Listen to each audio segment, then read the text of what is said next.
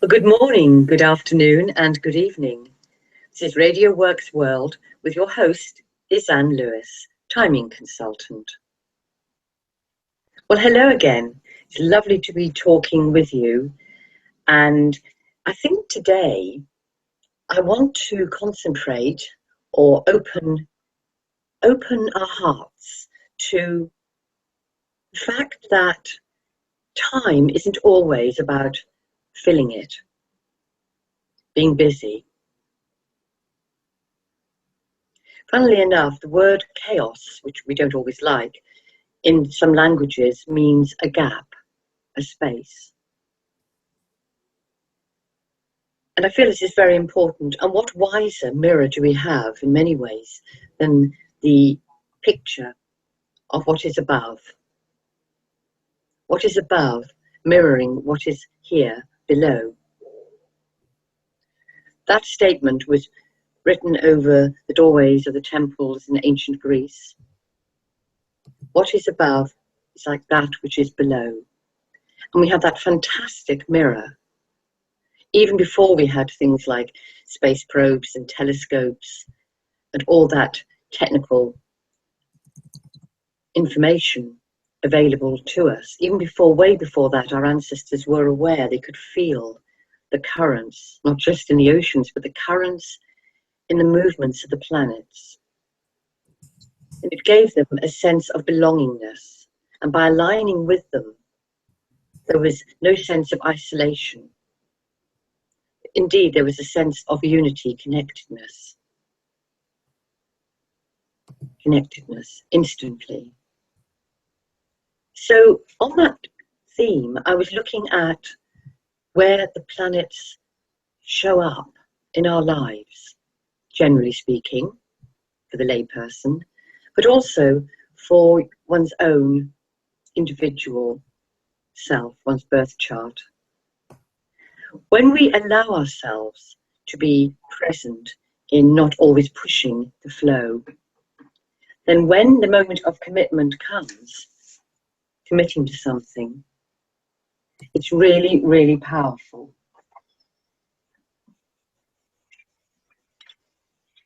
And that power gives that confidence to trust the process.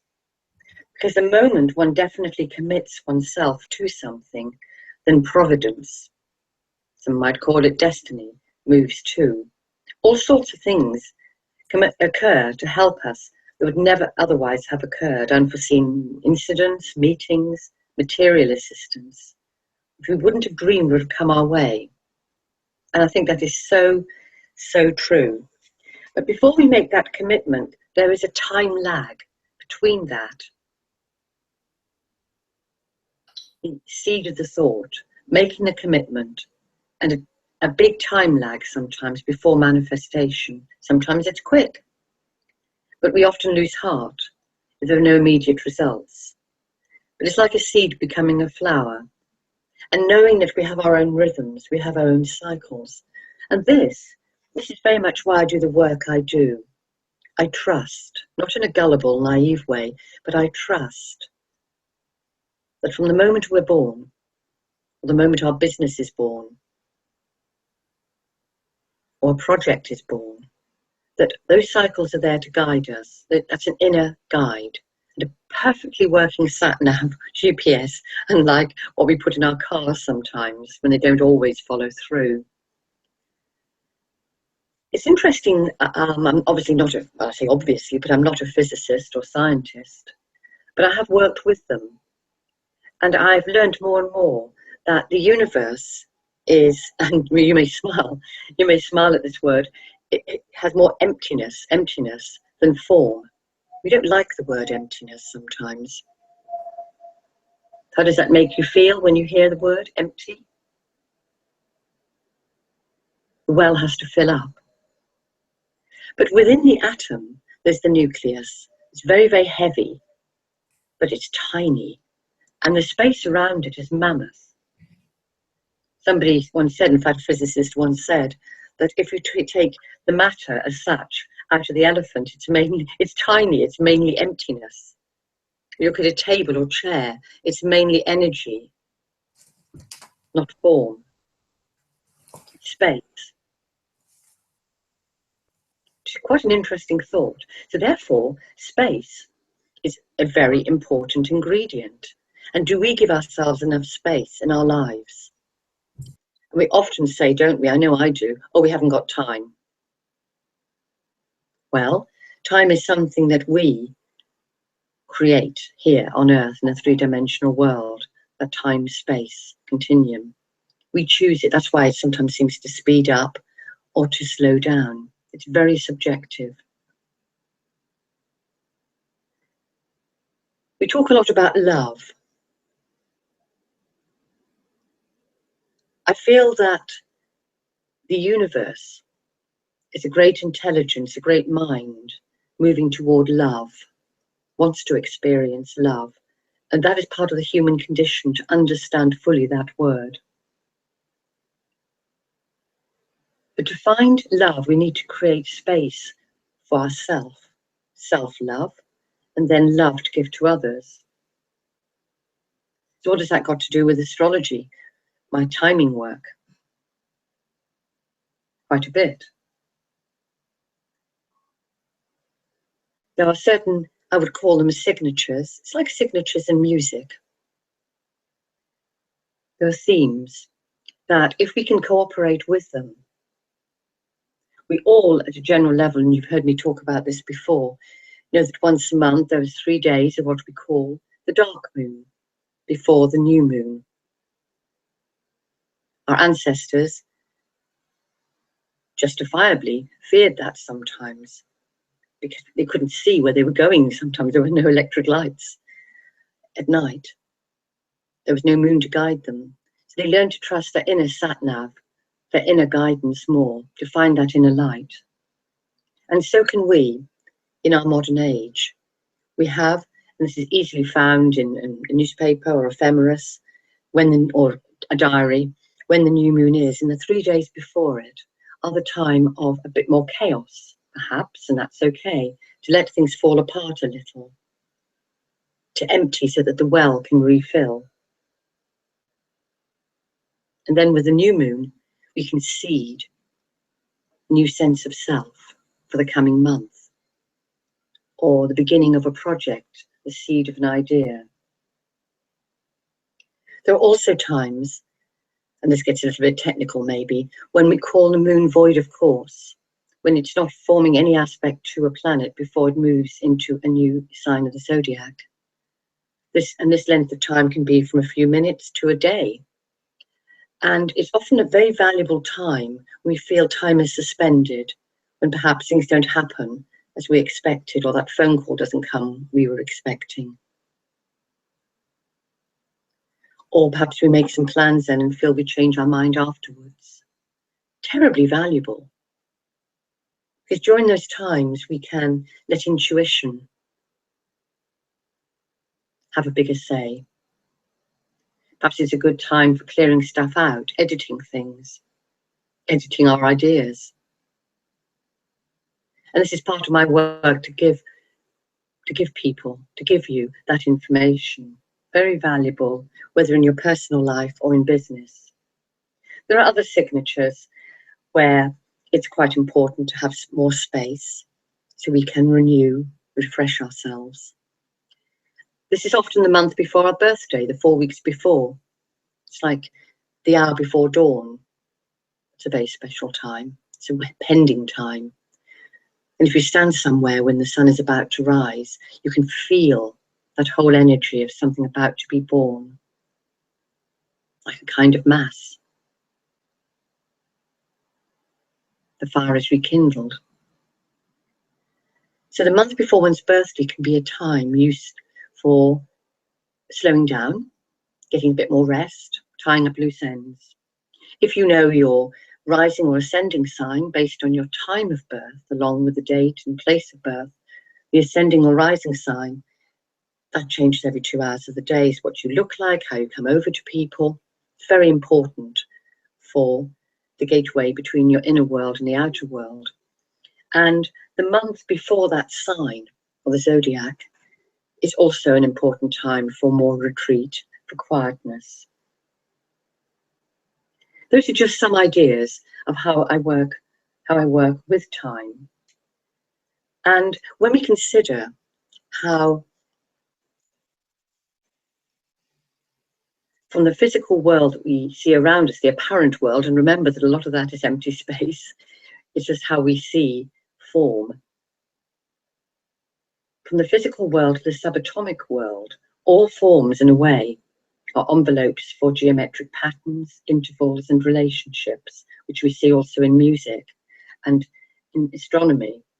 And there's some incredible signatures which we see with those kind of geometrical patterns and harmonics, which we see in the DNA, in plants, in sacred architecture, the spiral form. We have it all within us. And sometimes I'm quite overwhelmed by the beauty, the whole beauty of how it all works. This great universal intelligence, which is wanting us to move toward love. It wants to understand love. And to me, the astronomical patterns, the planets were called God's wanderers. The planets were seen as ensouled by beings, just as our bodies are ensouled. We can have a connection, and by knowing our astrological chart, we actually have a lot of clues of information regarding the timing of expression of different parts of us and how we are only human. We're spiritual beings learning how to be human, that we need our times, our spaces, the spaces between words and thoughts, notes. The shadow side, which we often fear. We don't like the emptiness. But within that, we have the opportunity to replenish ourselves, to get inner wisdom, to pause. We know in music how important pausing is, in dance. And so it is in our lives, remembering to breathe. So when I work with a client, I look at those things about the pausing, the in and out breath of our lives, the timing of when, if we can be not just patient, but wise to knowing when to step back. It's interesting in the world at the moment, certainly in later June, early July, how quite a few leaders have stepped back. I know here in the UK, there's been resignations, changes, the kind of wisdom of knowing what the right time is. I think it's been quite, in one way, beautiful to observe that. And I believe in the wonderful book called The Runes by Ralph Blun. He talks about timely retreat is the mark of the spiritual warrior. And we're not all leaders. We're not all having to resign or step down or back all the time. Of course not. But on a smaller scale, we can look at times when we need to retreat, to step back. The planets are guiding us that way. We have free will, so we can actually ignore it. Of course we can. Sometimes to our cost, when we get particularly stressed out or ill. And somewhere in which I work with my clients also is to look at times for recreation, to recreate. Because if we don't find time for recreation, sooner or later we'll find time or have an obligation to be ill. So therefore, having time for ourselves to recreate, to replenish, is very important. So often people come to me and they want to know what is going to happen or what is happening. And I sometimes have a little secret smile to myself and I think, okay, well, let's just take a look in our session together at what we don't need to be doing, what we need to step back from, if only for a while, like an actor going off stage for a while before he or she comes back on.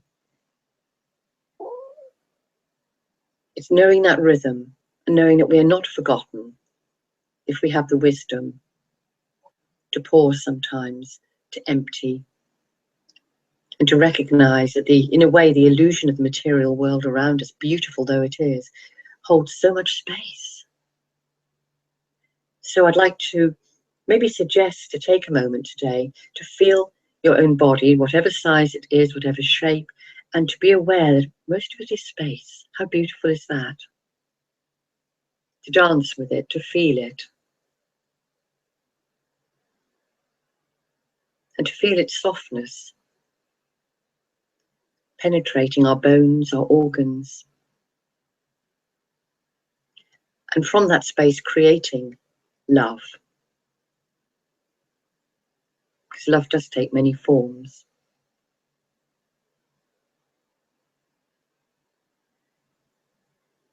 What I find at the present time, as we move toward, well, we're only in late July now, but as we move towards September, the autumn period, the biggest planet, I must have a lot of space, Jupiter, is in the sign of Virgo and completing a 12-month cycle. And Virgo is very much about being of service to ourselves. Jupiter wants to do things in a big, grandiose way. There's parts of us which do. What does your Jupiter say to you? Where does it want to be big and expand? But in Virgo, it honors, once every 12 years, it particularly honors the detail, making something beautiful, giving importance to small matters. They're so important. People who can do that well can then step much more into the limelight and do things on a bigger scale. But if we get impatient with and ignore the small things, the beautiful small things around us, the small courtesies, experiences, delights, and we often do, then how can we put that beauty into the bigger things? So I would like to again suggest between now and as we move into September, which is about 7 weeks off or so, that we take that opportunity at the end of a 12-month cycle of Jupiter and Virgo to honor the beauty of the small, the detail, not to sweat the detail. In fact, one of the messages of Jupiter and Virgo is not to sweat the small stuff, but to allow those small things to enlarge, to grow in their time, and to have their place. So as we move into September time and through the rest of this summer here in the Northern Hemisphere, let's really be aware of the simplicity of small deeds of kindness, of service, to ourselves as well. And to create spaces in our day, not just for, even meditation can be active, but small times of just being, of pausing, of stepping back a little, of observing. And by doing that, I think it's a greater sense of self-respect, of being in tune with our inner cosmos. The word cosmos means order. And the outer cosmos. To feel that dance between the two, the microcosm and the macrocosm. As above, so below. And on that thought, I'm going to say goodbye for now. And when we next talk, I'd like to look perhaps in a more time-sensitive frame about, as we move into the autumn, what the beautiful planetary messages are telling us, how we can grow, develop, particularly as Jupiter will enter Libra, which is very much the readdressing of balance, power, of new agreements with ourselves, with the outer world, personally and on the world stage. And I think that's a very important theme to look at. So I'd like to do that when we next get together. So thank you for being here, for listening with me, and I'll say goodbye for now.